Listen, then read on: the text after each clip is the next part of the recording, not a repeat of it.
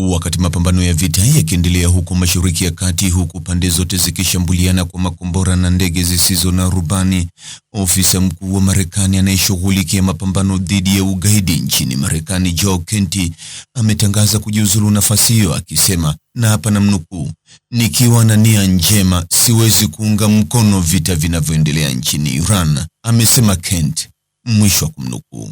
Seneti ilimthibitisha Joe Kent kama chaguo la Trump kwa nafasi hiyo Julai iliyopita.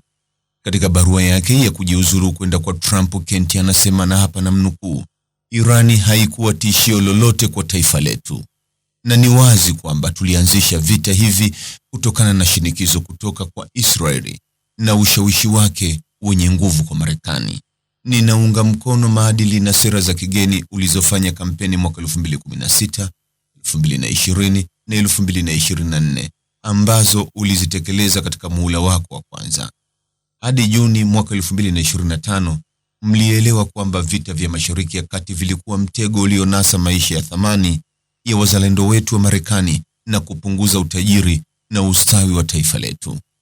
Kama mkongwe aliyejitolea kupigana mara 11 na kama mume wa Gold Star niliyempoteza mke wangu mpendwa Shannon katika vita vilivyotengenezwa na Israeli, siwezi kuunga mkono kupeleka kizazi kijacho kupigana na kufa katika vita ambavyo haviwanufaishi watu wa Marekani wala havihalalishi gharama ya maisha ya Marekani," amesema Joe Kent, mwisho wa kumnukuu. Mtazamaji, ni yapi maoni yako kuhusiana na taarifa hii? Andika maoni yako katika sehemu ya ujumbe hapo chini.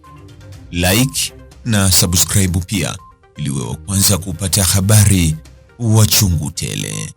Hii ni Focus News. Jina langu ni Deo Kaji Makomba.